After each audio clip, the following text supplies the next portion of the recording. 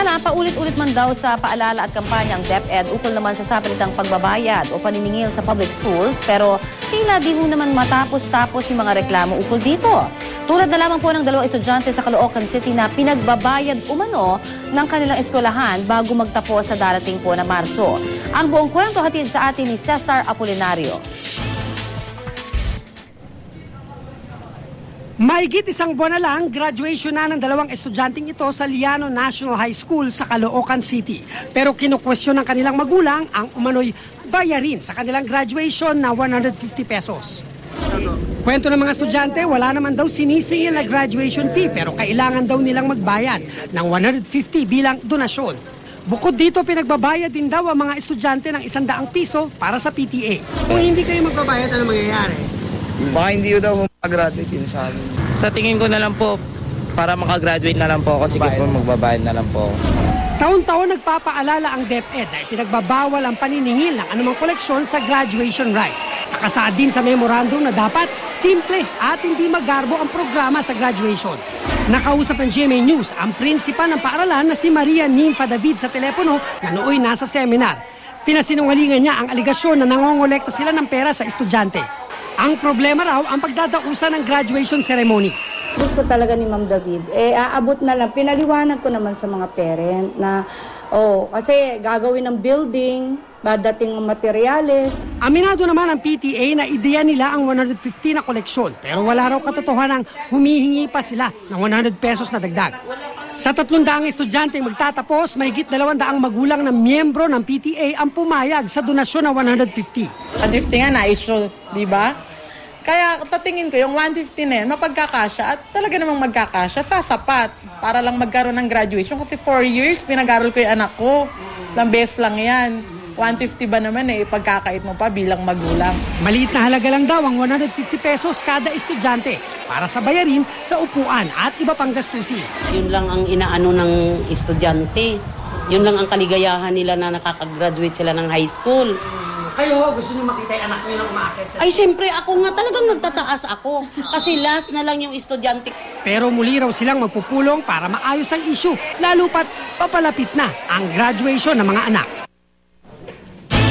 At kaugnay nga po ng sapilitang umanong pagpapabayad na yan sa mga mag-aaral sa Caloocan bago po makagraduate, makakausap natin sa linya ng telepono si DepEd Assistant Secretary Tony Umali. Magandang hapon po sa inyo, ASEC.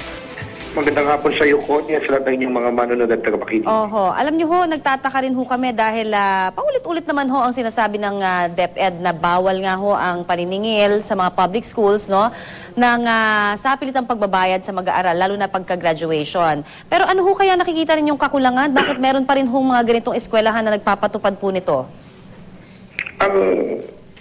Siguro ang source ng confusion, Connie, ay yung konsepto ng voluntaryong pagbibigay at hindi dapat sapitan una.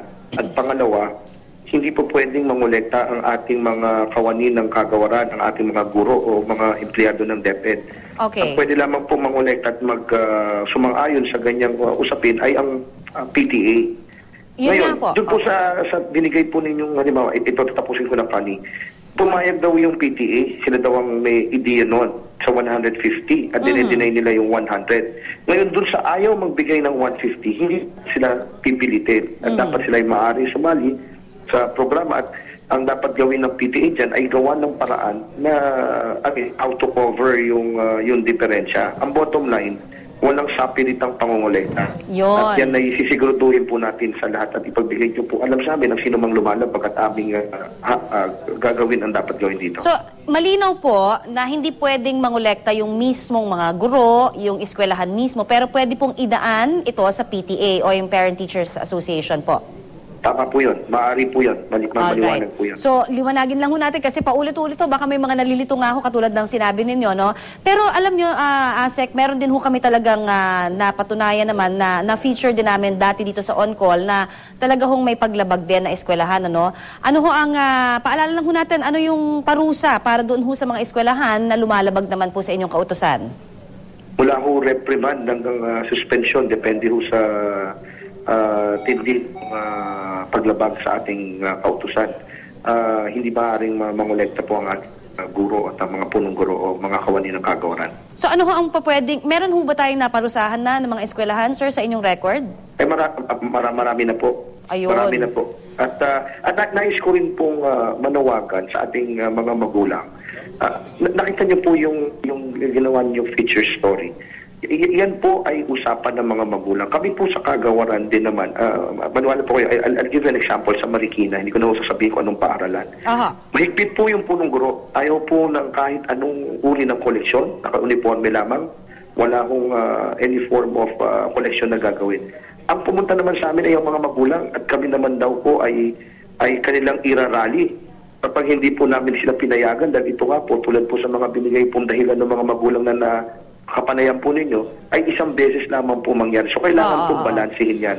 Ang bottom line po dyan ay kailangan wala akong sapilitang pangongolekta. Ayun. So malinaw naman po yun. Pwede po ba silang tumawag sa DepEd kung sakasakali ho na may nakikita ho silang paglabag? Halimbawa, yung mismong eskwelahan, may mga nababalitaan tayo, nagtitreten pa yung mga guro para minsan bumili pa nga ng mga paninda nila, di ba sir? Hindi lang yung tungkol dun sa iba pang mga fees sa school eh. Ano ho ang mga hotline numbers ng DepEd na maaari nilang tawagan? I'll give you numbers pero sa 633-1940 maaari po silang tumawag dyan sa numero po. 633-1940 para po sa may Tama mga po. reklamo sa DepEd kung sakasakali ho, maaari ho kayong tumawag dyan. May sasagot ho, no, ASEC? Meron po. Okay. Naniniguro lang po. Maraming salamat po sa inyo, DepEd ASEC Tony Umali. Maraming salamat po sa inyong oras.